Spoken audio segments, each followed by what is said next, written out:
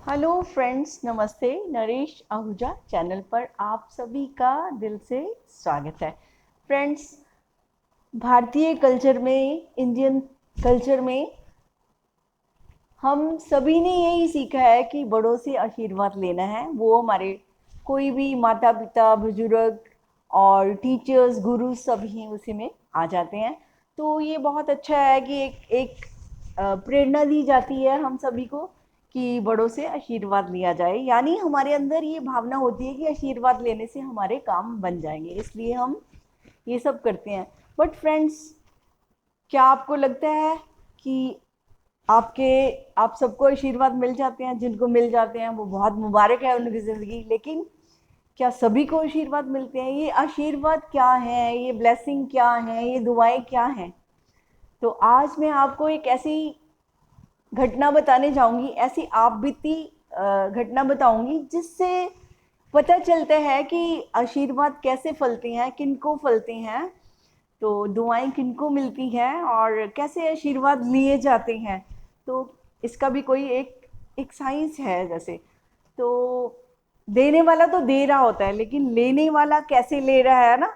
तो अब आज इस पर आपको मैं एक सच्ची बात बताऊंगी जो कि मेरे अनुभव में आई। बात उन दिनों की है जब मैं कॉलेज में पढ़ती थी, बीए फर्स्ट ईयर में थे। तो एक हमारी क्लास फेलो थी, नाम तो नहीं बताऊंगी मैं उसका। तो वो हमारे इंग्लिश टीचर थे। तो उनके लिए वो डेली गुलाब का फूल लेकर आया करती थी, है ना। स्पेशली कोई दिन खाली नहीं गया, मैंने नहीं देखा ऐसा। तो मतलब उसका जो भी जेस्चर था वो ये शो करता था, उसकी आउटर जो परफॉर्मेंस थी वो ये बताती थी कि she is very dedicated to English, she loves the teacher. वो उस टीचर से बहुत प्रेम करती है। तो दोस्तों, प्रेम तो हम भी अपने टीचर से करते थे, क्योंकि बिना टीचर्स के प्रति श्रद्धा रखे हुए प्रेम करें हम उनसे अच्छी तरह से शिक्षा ले ही नहीं पाते हैं। तो हम भी उन्हें बहुत प्यार करते थे, लेकिन वही है ना, सबका अंदाज अलग अलग होता है, सबके भाव अलग अलग होते हैं, प्रेजेंटेशन जिसे कहते हैं ना अपनी अपनी होती है। तो सबका अपना तरीका होता है, सलीका होता है। तो उनका ये सलीका था, चलो जैसे जिसको अच्छा लगे, उसमें हमें ये सोचना नहीं है। हमें ये सोचना है कि जो बात जिस पर मैं आपको लेके आना चाहती हूँ कि गुरु की, शिक्षक की या बड़ों की हमें ब्लेसिंग्स कब मिलती हैं, उनके आशीर्वाद कब मिलते हैं। क्या जो हम कर रहे होते हैं आउटर सरफेस पे उसी से मिलते हैं? वैसे तो क्या हुआ, तो वो लड़की जो है डेली वो अपना मैम के लिए फूल लेके आती, गुड मॉर्निंग करती, सब कुछ करती। और टीचर भी उसको बहुत प्यार करते, अप्रिशिएट करते, क्योंकि अगर हम किसी को रिस्पेक्ट देते हैं तो नेचुरली उनके मन में भी आता है कि ये बच्चा बहुत अच्छा है, देखो कितना लविंग एंड केयरिंग है कि मेरे लिए देखो कितना डेली ये सब कर रहा है ना। तो खुशी तो होती है, अच्छा तो अच्छा ही लगता है ना। तो लेकिन क्या हुआ, जब रिजल्ट आया, जब टेस्ट हुए, रिजल्ट्स आया, तो क्या हुआ, वो बच्ची जो है, वो लड़की हमारी क्लास फेलो, वो फेल हो गई और मैं तो फर्स्ट आती ही थी। तो मैं फर्स्ट आ गई, है ना। तो मैम को जब हम मिले तो मैम बहुत खुश थी, हमें कॉन्ग्रेचुलेट कर रही थी कि आपने बहुत कमाल किया है ना। तो लेकिन कहती थी मुझे बहुत दुख हुआ कि वो बच्ची जो है फेल हो गया है, वो कितनी अच्छी है ना। मैंने कहा हाँ। तो मैम जो मैम चाहती थी कि वो बच्ची इतनी अच्छी है वो पास हो, वो भी आगे बढ़े। उनको कितना दुख हुआ जब वो पास नहीं, आगे नहीं बढ़ी। बट इस बात से मुझे तो ऐसा महसूस हो रहा है कि ऐसा क्यों हुआ था। ऐसा इसलिए हुआ था कि हम गुरु को मानते हैं, टीचर को मानते हैं, लेकिन टीचर की बात नहीं मानते, गुरु की बात नहीं मानते। अब शिक्षक क्या कहता है, वो तो यही कहेगा जो होमवर्क मिला है उसको करो, उसको रिवाइज करो, अच्छे से तैयारी करो, पूरे एग्जाम का जो सिलेबस है उसको कवर करो, ताकि कोई भी क्वेश्चन आ जाए तो आप उसको सॉल्व कर सकें। या टीचर से पूछो, जो भी आपने पूछना है, जो भी कोई डाउट है तो टीचर से पूछ लीजिए। तो यही होता है, प्रोसेस तो यही है लर्निंग का। तो teacher is there and learner is also there. तो दोनों मिलकर, गुरु शिष्य मिलकर वो सीखते हैं और वो शिष्य आगे बढ़ जाता है। तो गुरु को भी कितनी खुशी होती है जब उसका शिष्य उनसे सीख कर और आगे बढ़ता है। यानी तब होता है कि ये उन उन टीचर से पढ़ा था, है ना। तो उनका, टीचर का भी जो है मान बढ़ता है, उनका भी ऑनर बढ़ता है। और टीचर भी प्राउड फील करते हैं अपने शिष्य पे कि देखो इसने कितनी मेहनत करी, जो मैंने कहा इसने वैसा ही करा और इसने कर दिखाया कि सब कुछ कर सकते हैं हम, है ना। तो फ्रेंड्स, बात ये है कि हम बड़ी आसानी से कहते हैं जी बस हमें अपनी ब्लेसिंग दे दो जी, ब्लेसिंग दे दो, लेकिन हमने कभी अपने इनर में जाकर नहीं देखा कि हम कर क्या रहे हैं। तो उस बच्ची ने जैसे मेहनत नहीं करी थी, वो नहीं पढ़ाई कर रही थी, ठीक है, वो सिर्फ ऊपर से काम चला रही थी, टीचर को अच्छी तरह से मिल के, फूल ला के, अच्छा बोल चाल के, रोज क्लास में आना, कभी क्लास नहीं मिस करी।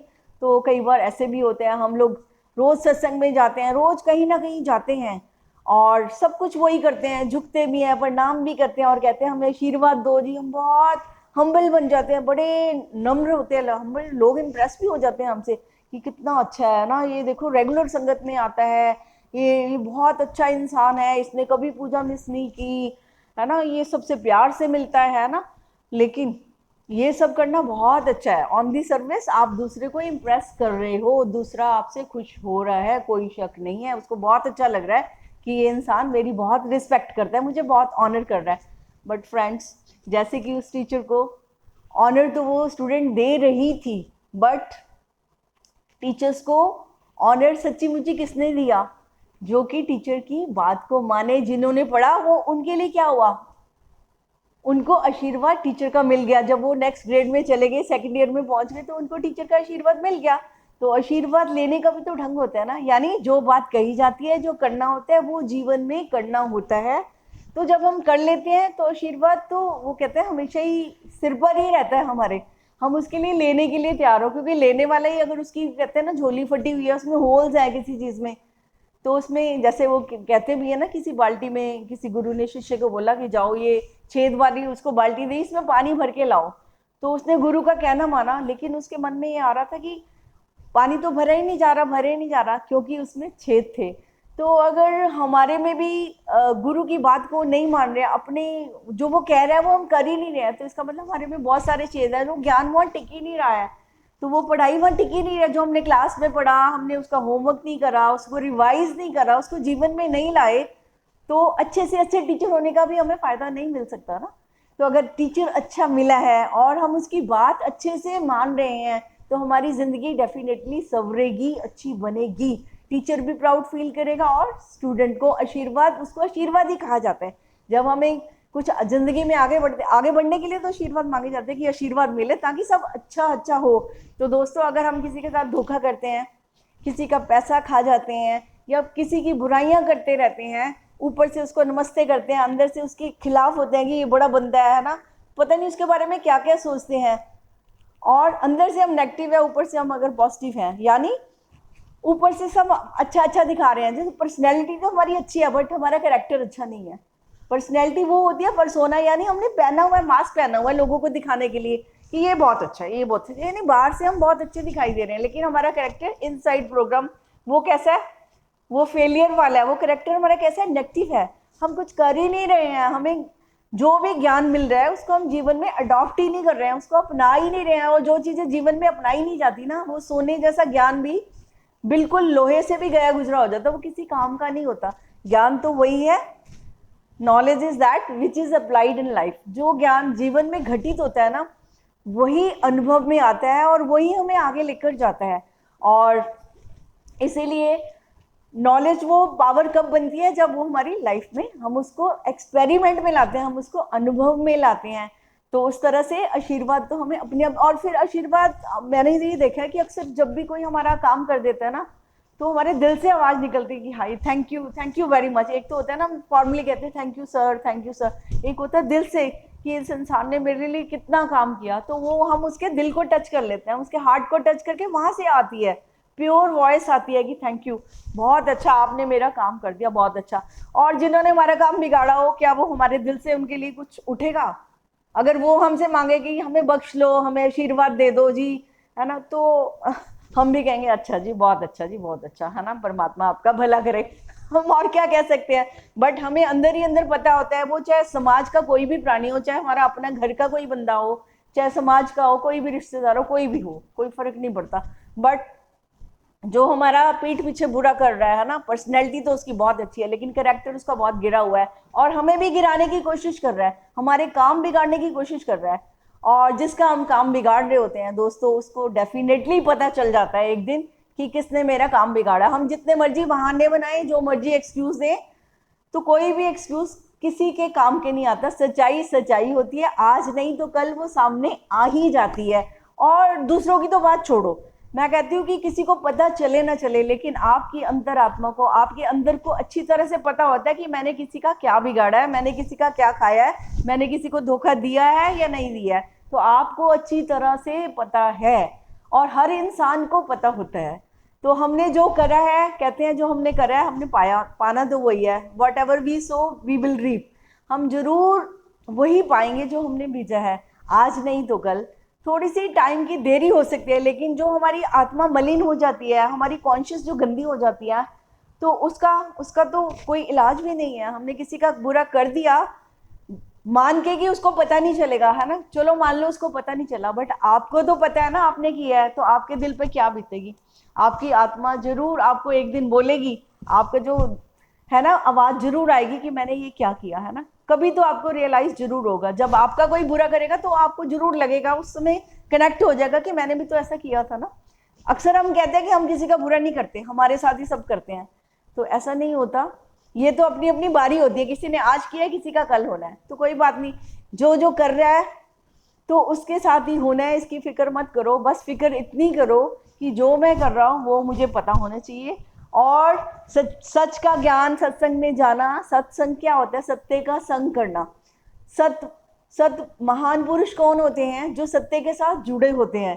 तो जो सत्य के साथ जुड़े हैं, जो सत्य के साथ जी रहे हैं, तो उनके जीवन में शांति, खुशी, संतुष्टि सब कुछ होता है, क्योंकि उनको पता है कि हमने किसी का कोई नुकसान नहीं करा, उनके अंदर कोई नेगेटिविटी नहीं होती। और अगर हमने किसी को नुकसान नहीं करा तो हमें कोई फिक्र, कोई चिंता हो ही नहीं सकती। अगर चाहे कुछ भी कहे, हमें फिक्र ही नहीं होता, हमने करा ही नहीं, तो फिक्र किस बात का। बातें तो चलती रहती है, कोई कुछ भी कहे, क्योंकि झूठे लोग जो है ना, जो गलत किसी का करते हैं, वो सच्चे को ही झूठा ठहराते हैं कई बार, और अपने आप को सही साबित करने के लिए कई दलीलें देते हैं और बहुत कुछ कहते हैं। तो कहने दीजिए उन्हें, बट आप अपने से ये कह दो कि मैं तो अच्छा ही अच्छा करूँगा, और ये अच्छा करना मेरे अपने लिए ही अच्छा है।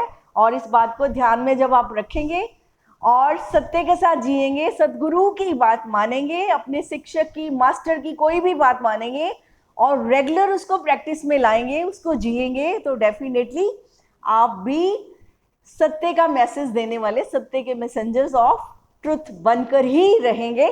और हर कोई बन सकता है, ईश्वर ने सबको ऐसी शक्ति दी है, बस उस शक्ति का सही प्रयोग करना है, और सही राह पर चलने वाले सही जगह पर जरूर पहुंच जाते हैं। तो दोस्तों, हम सभी मिलकर अपनी ज़िंदगी में बहुत अच्छे अच्छे चुनाव करके अपनी ज़िंदगी को बहुत अच्छा अच्छा बनाएंगे, और दूसरों से अपना ध्यान हटाएंगे और सारी एनर्जी अपने पर लगाएंगे। तो थैंक यू दोस्तों, आज इतना ही, फिर नेक्स्ट वीडियो में मुलाकात करेंगे। Thank you very much.